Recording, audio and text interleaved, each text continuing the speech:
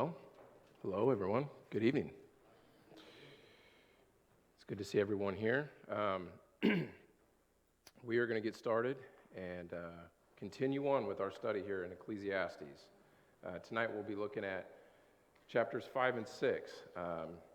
Chapter 6 is relatively short. There's 12 chapters, 10 weeks to teach the class, so had to pick a couple to combine.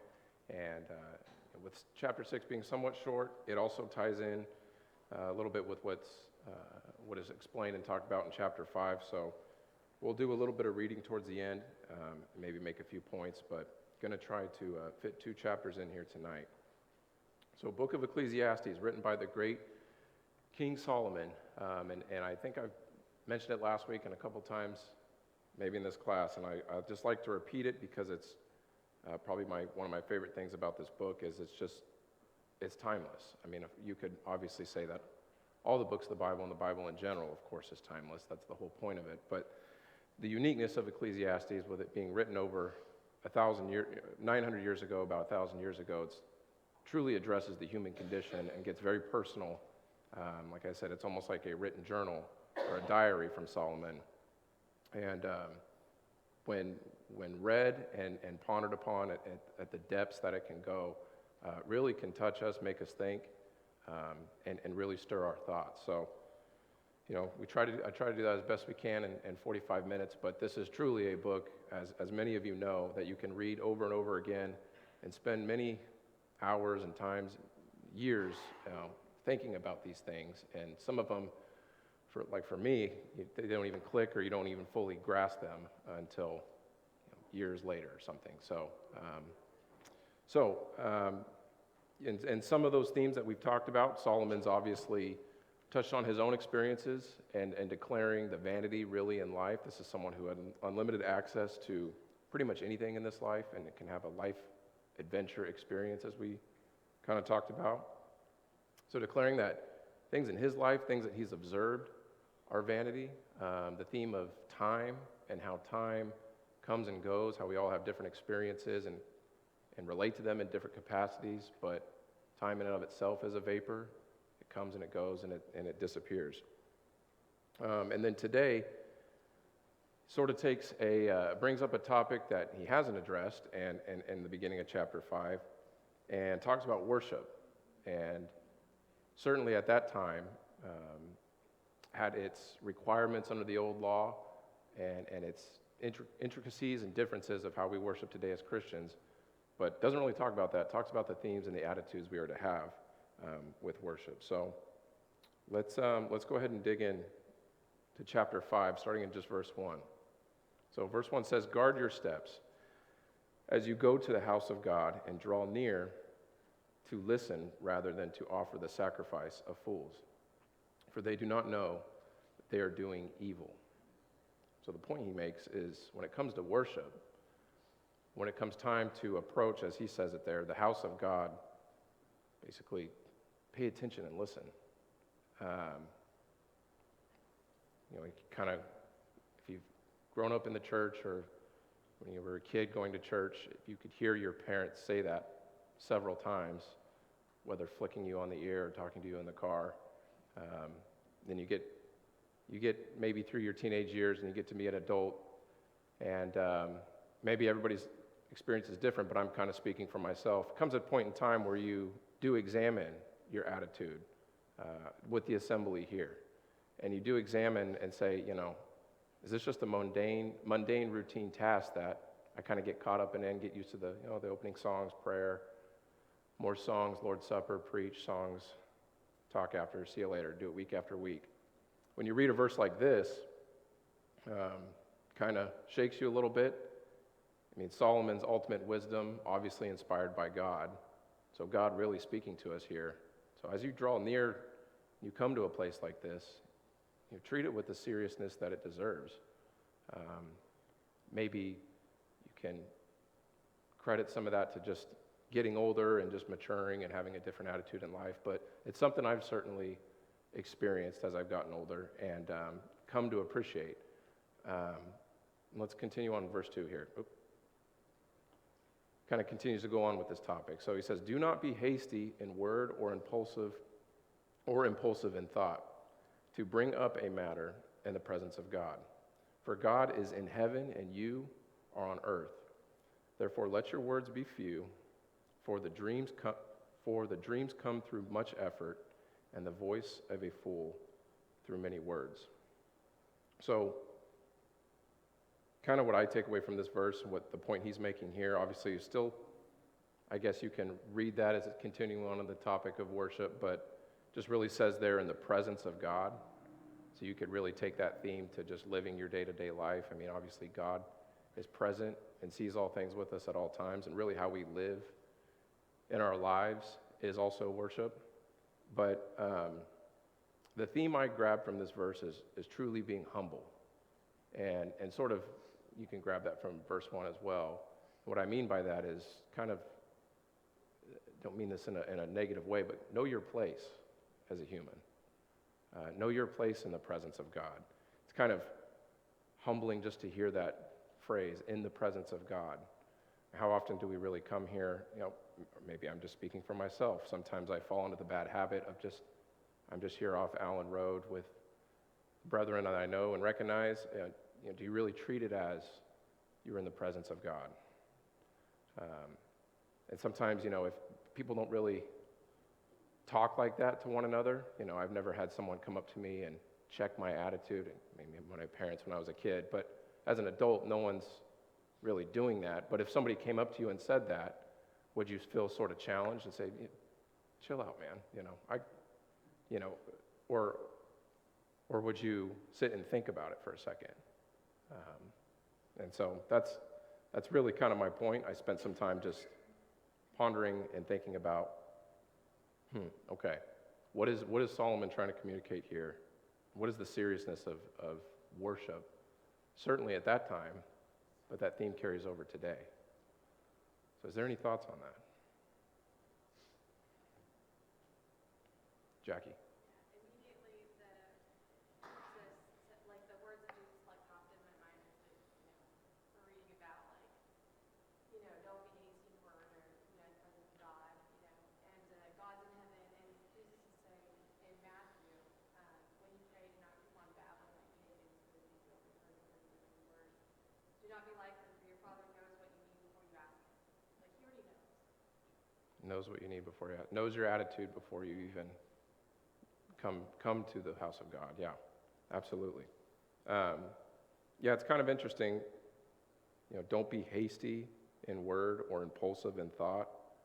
And in the context of worship here, how could we be hasty in word or careless in what we say, or maybe I'm being that right now, droning on. But we treating worship with the seriousness that it deserves. Do we come here and, I guess, sort of entertain ourselves or goof off and be careful or careless with our words? I mean, that's really, in my opinion, the whole point of the Lord's Supper, is it's kind of to find that balance between, of course we pray, we sing, we edify one another with our words.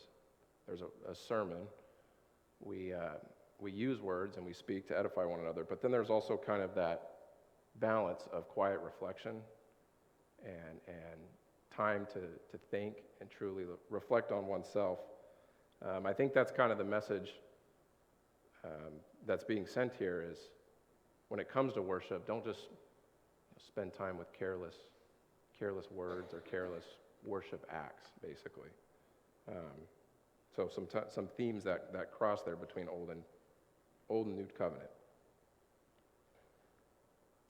So verse 4. When you make a vow to God, do not be late in paying it, for He takes no delight in fools.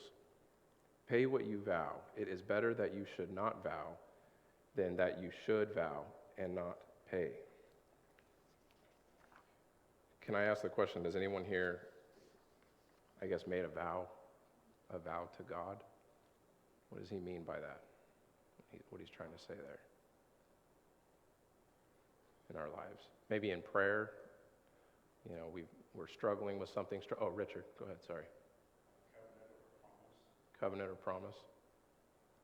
Yeah, so he's explaining, okay, the seriousness one should have when approaching God in the house of worship, approaching God in the presence, whenever you're in the presence of God, so really in the whole context of your life, so really approaching being a Christian with seriousness, continuing that same tone with making a vow to God, but also making a vow at any point in our lives, and really being honorable with our word.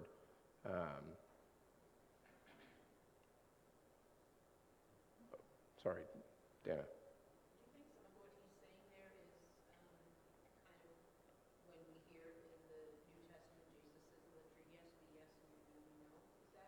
Do you think that's related to that at all? Pretty simple, yeah. No need really for a vow if your yeses are yes and your nos are nos and your actions back it up, basically. That's really, yeah, and certainly the previous verse talking about being careless with your speech, I mean, making a vow to God is probably a very careless thing to do, because in all likelihood you're not going to keep it. I think of like the foxhole conversions, like when, if you save me, I'll, Lord, I'll dedicate my life. Yeah. Think about that. Like he's saying, think about that. Carrie. Well, I was going to try to, excuse me, the old foxhole syndrome. We make a promise with God, if you can get me out of here, or get me out of this terrible problem, then I'll be a better person and serve you. Why? Sometimes that never becomes a reality. Yeah. Why is that? Well, there you go. Why is that so? Why is that such in a moment like that when someone's desperate, pleading out to God, acknowledging His power and greatness? Why is that almost such an insult to God to be doing that in that moment? Because He knows. I mean, you're calling on Him in your time of desperation and need, and knows that He'll put Him right back in 5th, 6th, 7th, 10th priority list when you don't. Carol. Oh, you're also trying to bargain with God, which we don't need to do, because he knows what we need and he'll take care of us. Yeah. I don't like bargaining with my kids at the dinner table, so I can't imagine. Yeah, exactly. No, the audacity, basically. And the whole tone of these first several verses, approaching the presence of God, talks about it in worship, but just in the context of anywhere you are, with seriousness, your words and everything with seriousness, I mean, and being humble and really knowing your place. And that theme kind of continues on as we read on, so let's keep going. So verse 6, do not let your speech cause you to sin, and to not say in the presence of the messenger of God that it was a mistake. Why should God be angry on account of your voice and destroy the work of your hands? For in many dreams and in many words there is emptiness. Rather fear God. So a couple things there. So continuing on with that theme, the seriousness of what you say. But that's the second time he brought up, I think it was in verse 3, brought up dreams. What's he mean by for in many dreams? What's that? Daydreams, right? Plans of the future, the one who sits and ponders and thinks about how they would like their life to be, but isn't actually plugged into what they're doing, taking serious what they're doing right then and there. Probably someone who doesn't, the whole point of this book, someone who does not fear God, who doesn't acknowledge the spiritual realm above the sun, isn't even going to take the time to really think about the seriousness of what they're doing, the fact that they are in the presence of God. Kind of the theme he's talking about here. So control what you say. Then he kind of... Let's just pretend God we are truly in His presence. I don't know about you, but I would be somewhat overwhelmed by the situation. I wouldn't be opening my mouth, put it that way. I'd be listening to what God says. And I know that part of worship is saying things and using words. It's very much part of what we are. But the idea of listening, and if God were there, I'd be listening real close. Yeah, think about, maybe if you could imagine Paul and some of the early apostles traveling around, visiting different churches, and just sort of imagine that we were in those times, and we had a visitor, one of the apostle visitors here with us. Do you think everyone would be here on time, on their best, prepared for worship, and taking it very seriously? Just if an apostle from God were here to show up. Imagine if Christ himself could be here. I think about it in the context, you see people all the time freak out and completely act different when there's a celebrity or someone they idolize, sports celebrity, just completely go crazy over them. Well, it's such a cliche, or it's so easy to say but so hard to do. The whole point of what he's trying to say here is, live your life and understand when you come to worship here and when you leave here, you are in the presence of God. That's a humbling and sobering thought, and kind of trying to set the serious tone of most of what this whole book is. But so let's move on to verse 8. So it says there, if you see oppression of the poor and denial of justice and righteousness in the province, do not be shocked at the sight. For the official watches over another official, and there are higher officials over them. After all, a king who cultivates the field is an advantage to the land. So I think this is the third time he's addressed oppression or injustice, or injustice or oppression against the poor in this book already. And a couple of these topics that we're going to read about are ones he's already talked about and is going to repeat. But I think that's kind of important to acknowledge that this is a man who was a king of a nation and then had relationships and interactions with other nations and other powerful people. He has made this point 3 times already. And we've talked about this, but he makes the point that don't be shocked when you see it. This is a theme that is obviously prevalent today in much more extreme situations in different parts of the world with different oppressive governments, but in some ways, shape or form, in the free America that we live in today, there's certainly oppression here in lower level governments, but the federal government itself is corrupted, basically, and that's really the point that he's trying to say here. For all of time, absolute power has corrupted man. And then I think what he's trying to say here in verse 9, correct me if I'm wrong, there was a couple different interpretations, commentaries that I read on it, is what at face value, he's kind of, giving a little bit of a light there that says, basically, when government, the king who cultivates the field, so when he treats his land, his nation, his government properly, it's an advantage to the land itself. So government can run properly when done properly. I think that's what he's trying to say there. There was one other commentary that said basically that the king, takes advantage of the land, kind of the opposite thought of it. But both, in a sense, are true. That's really the point. So again, I know some of these things are repetitive that we're going to continue reading on tonight. Kind of want to combine them, but if you like, let's just kind of power through these and read through some of these.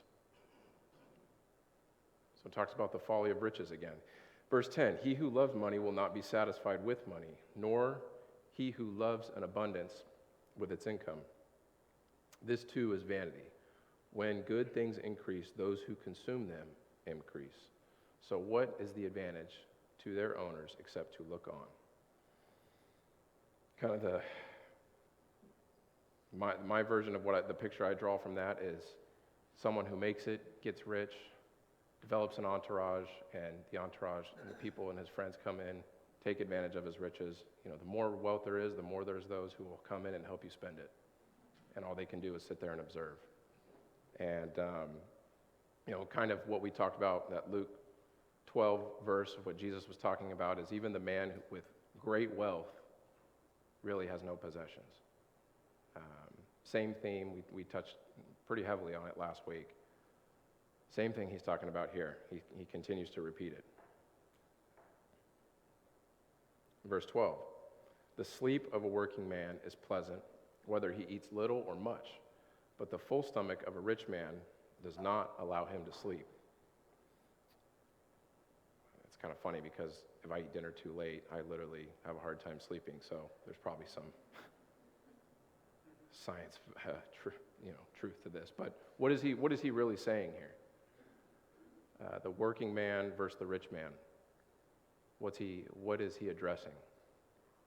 Sounds to me like the working man is content because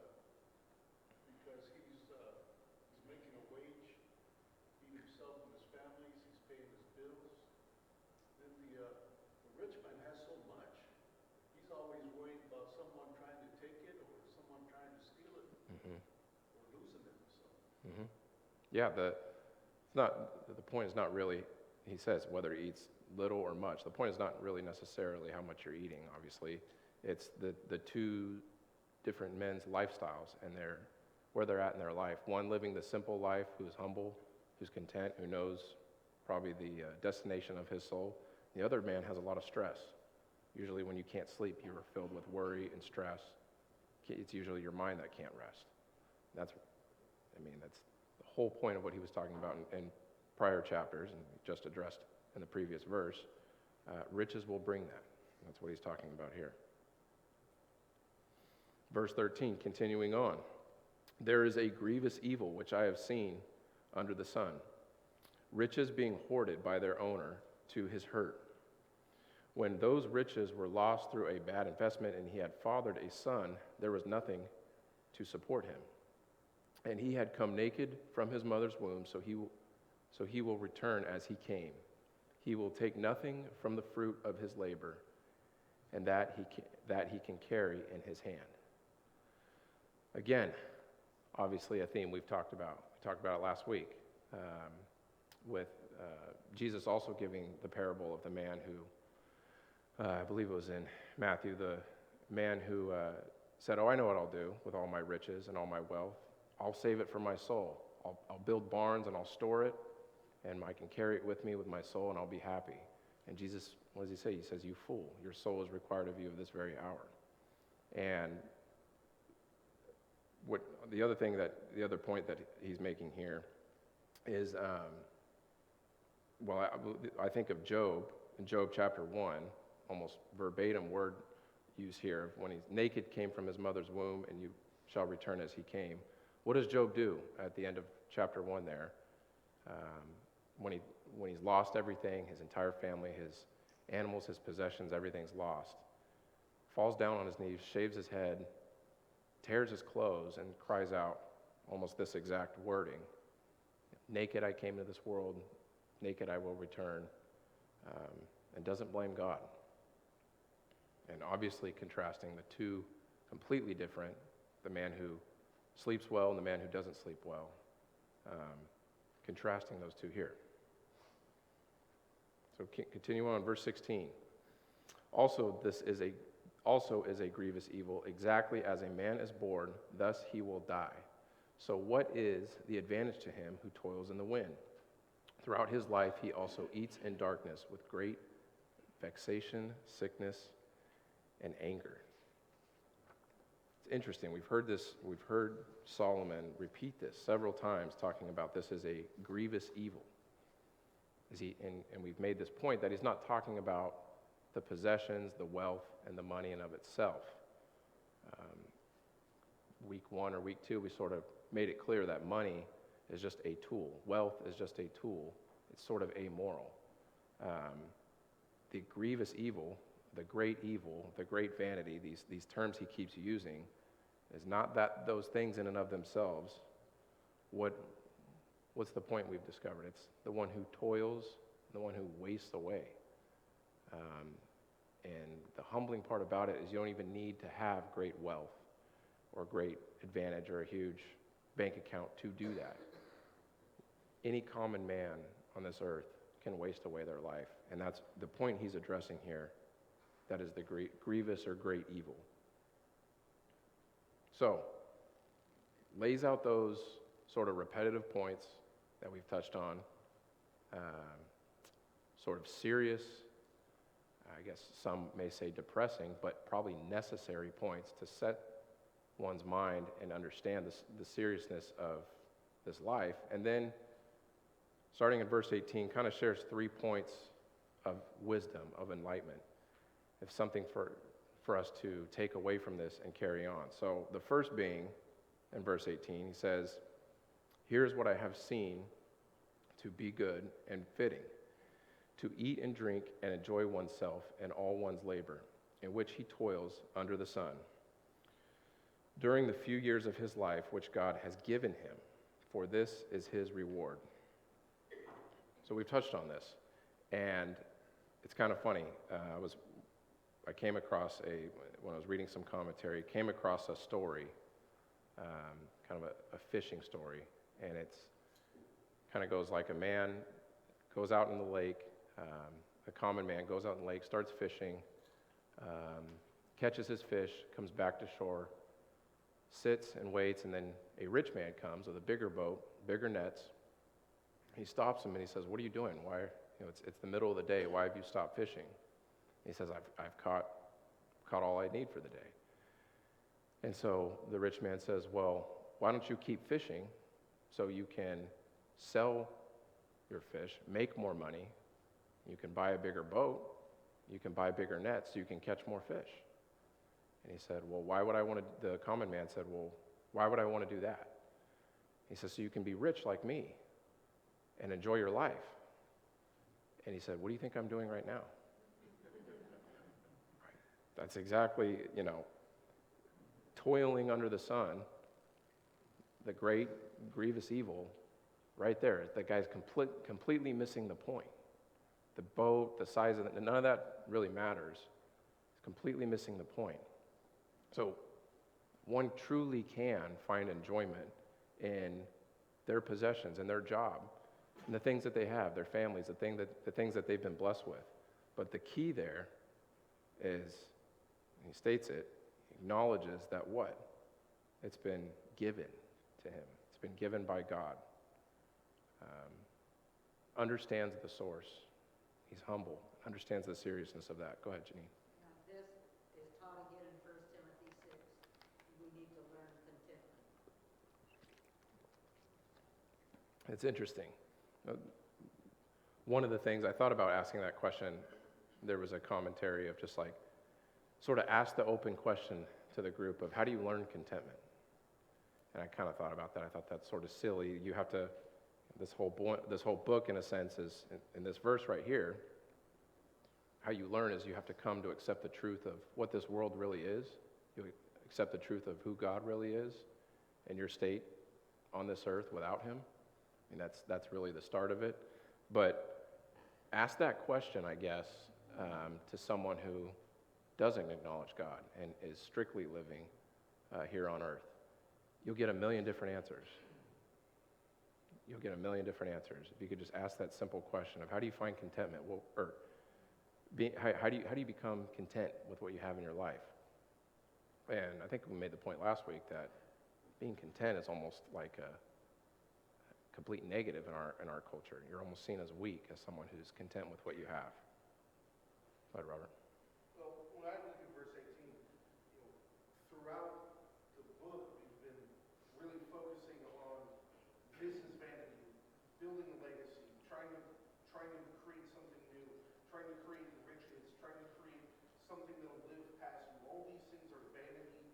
They lead to futility. They're striving after the wind, gathering up all these multitude of resources. But what is truly enlightening, the preacher says, under the sun, is don't worry about any of that.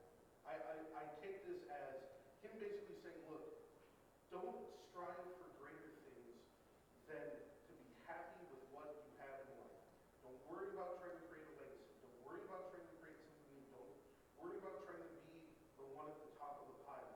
Just eat, drink, be merry in your work, and delight in the things that you have in your life. And don't try to be the smartest guy in the room. Don't try under the sun, of course. Under the sun, exactly. Being that ignorance and being that being happy and just content with little is going to be far better than striving for these greater things. Because at the end of the day, under the sun, if Some, at one point or another, it may come later in your life, may come, earlier in your life. We've made the point that Solomon acknowledges that things of under the sun, things of this world, will bring pleasure, maybe a temporary state of being content and being happy, I guess. But that changes throughout one's life, and it wears away, it erodes. And there does come a point, like you say, where that completely falls apart. And we all know what that point is. And be married with what you have. Easier said than done, I guess. Well, of course. Yes. Go ahead, Mitch. I remember years ago on a cruise, I was talking to a guy, we were talking about how great the food was. And he said, being able to eat and enjoy food is a blessing from God. I never forget what he said. I was like, wow. Yeah. You kind of hear that sort of like it's cliche or sort of redundant, but you really think about it. Just the fact to be able to do that. If somebody can sit and pause and say a quick prayer before a meal, and in that moment right there, be appreciative of having a meal with their family, with their friends, or by themselves, like in that moment. Being able to do that is that source of being content of what we're talking about. All right, let's keep moving. So the second point, verse 19, furthermore, as every man to whom God has given riches and wealth, he has also empowered him to eat from them and to receive the reward and the rejoice of his labor. This is a gift from God. Same thing. God has empowered him, and God empowers us to be able to have that contentment. Being content, contempt. And really the whole point is, like I said, you can find that from the things of this world by acknowledging who it comes from and by acknowledging that it's given from God.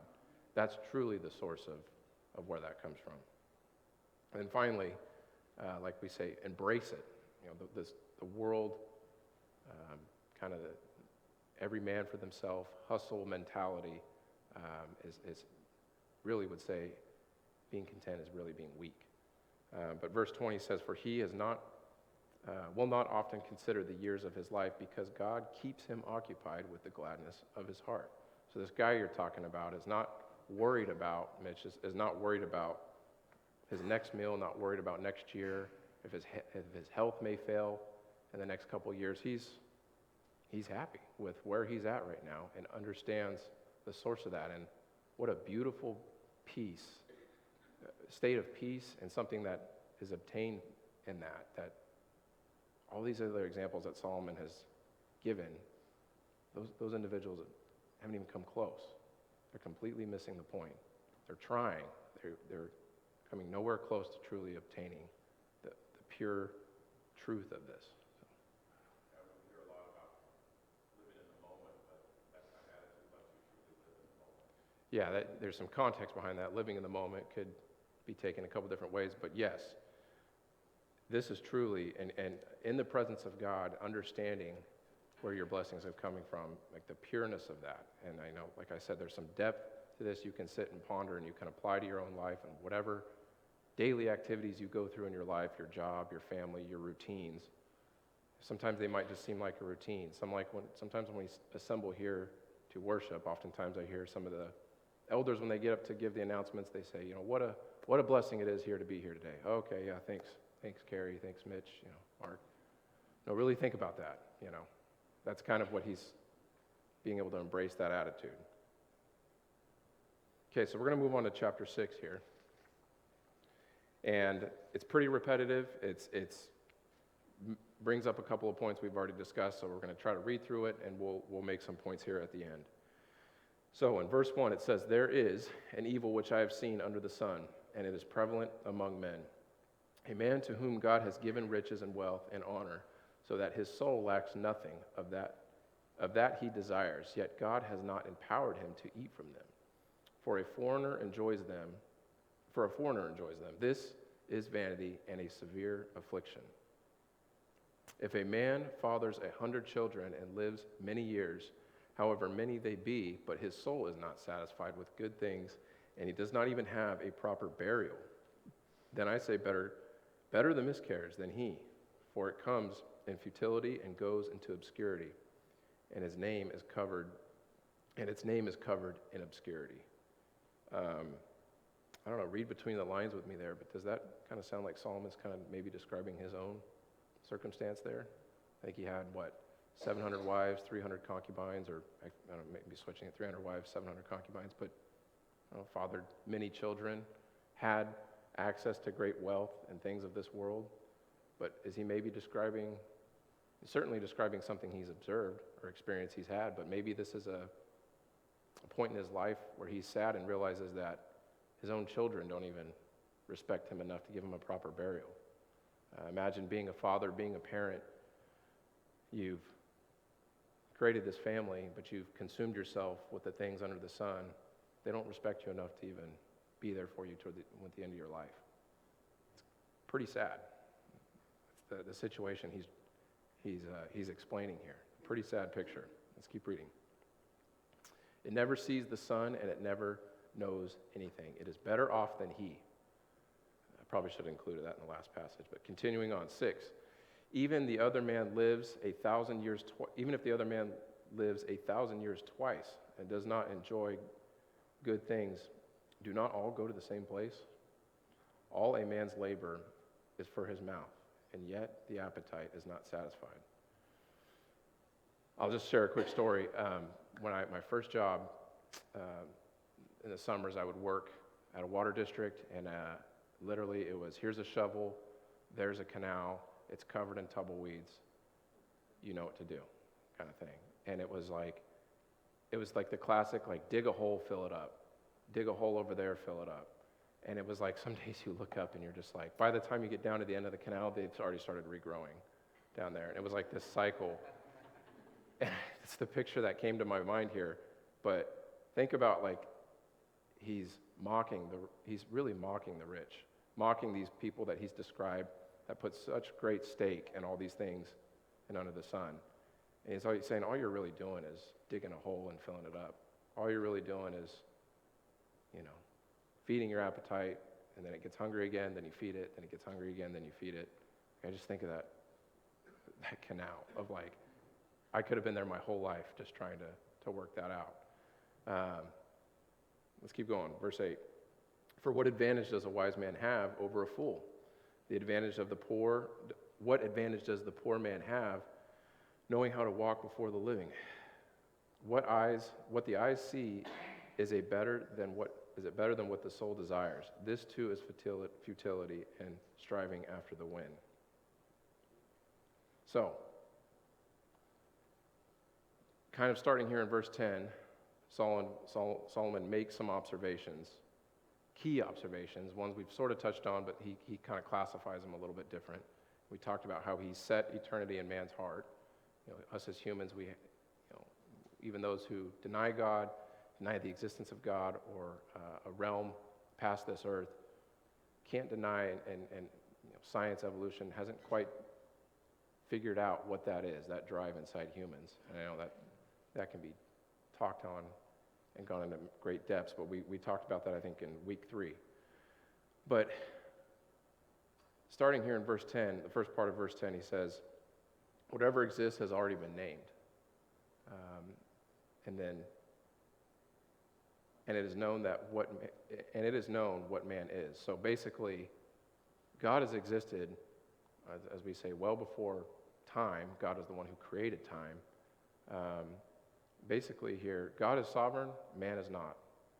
I think we made that point. I think, Dan, you raised your hand one week and just said, it's just kind of the reminder that I'm not God. That clear acceptance. It's so simple, but this is the whole point of what we've been talking about. One who accepts that there is a realm over the sun and more to this world than just what is here, and one who is just consumed in it.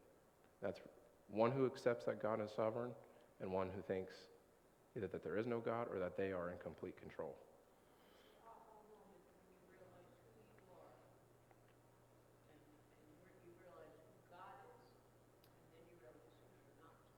That aha moment's interesting. I feel like that's something I always kind of wondered is there's so many different people out there with so many different opinions and theories on the meaning of life, whether there is a God or not, in different religions, this sort of thing. am I the only one who's had this aha moment? Other people have had. You talk to enough people, you watch enough videos on YouTube, you read enough, I guess, you realize just about everyone does, but they would never tell you if they didn't, if they don't want to accept it. And we talked about that one week where, the futility and vanity of knowledge and of great wisdom in the sense of worldly wisdom and worldly knowledge, people putting their whole life's effort and stake into a specific field of study and drilling it down, and comes a point in time, there's interviews and people who will attest to this where they realize, oh my goodness, this is wrong. And some accept that, and some continue to bury themselves further and further into it. And the third point being, disputing with God really is a waste of time. It says there, the third part of verse 10, for he cannot dispute with him who is stronger than he. So the one who accepts that God is sovereign knows that. It continues, for there are many words which increase futility. What then is the advantage to man? And kind of to reiterate that point of Job's the ultimate example of this. He's the total opposite of what Solomon was describing in verse 5 and earlier in verse 6. There's no way Job could have lived his life of what's described in that book if he didn't truly believe and have faith and live out this fundamental truth here. Did not blame God, did not try to argue with him, simply accepted his lot and his place in life. So, we made it through 2 chapters.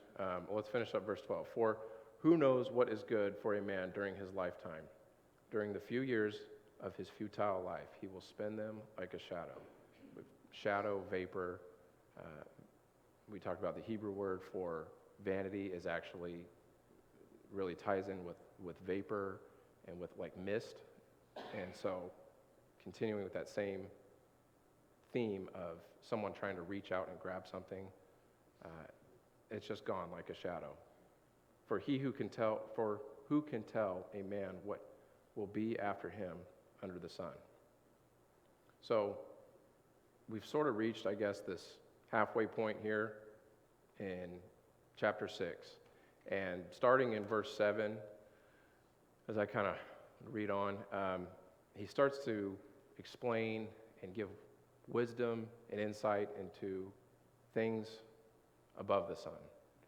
I spent a lot of time in different examples, his own experiences, others things that he's observed. He's repeated himself several times on things under the sun and the pointlessness and the vanity and all these sort of things that we've talked about. More encouraging chapters and topics on the way. So that'll start in verse 7. Robert, go ahead. Well, real quick, in verses 1 through 12, I think there's a very critical point that Solomon makes. I mean, it says in verse 11, all of these words of man and of futility. And then he goes into verse 12, talking about essentially what philosophers try to suss out about life under the sun. And the point I get from verses 11 and 12 is Solomon, or the preacher, is essentially pointing out that all these tomes man writes and will write endless words about the greater meanings of life. They don't have the point. They don't know the answers. Don't put your value or think that there is value in them because they don't have answers. All they have is vague speculation. Well, you get a million different answers. Yeah, You you get get different answers. You get countless number of tomes. I mean, think of all the philosophical tomes that even existed then. And Solomon, or the preacher's point is, there's no worth to them because they don't know anything. Yeah, They don't know the answers. you talk about the vagary of philosophy and that sort of thing, and the humans trying to find the meaning of life outside of God. There's no clear answer. There's no clear truth. The man that they talked about, the man who sleeps well at night, you think, he's using an analogy, but do you think that man knows where his soul is going, has a clear understanding of truth, a clear understanding of the meaning of life, and a clear answer? Like, God has set eternity in our hearts to desire to try to find the truth.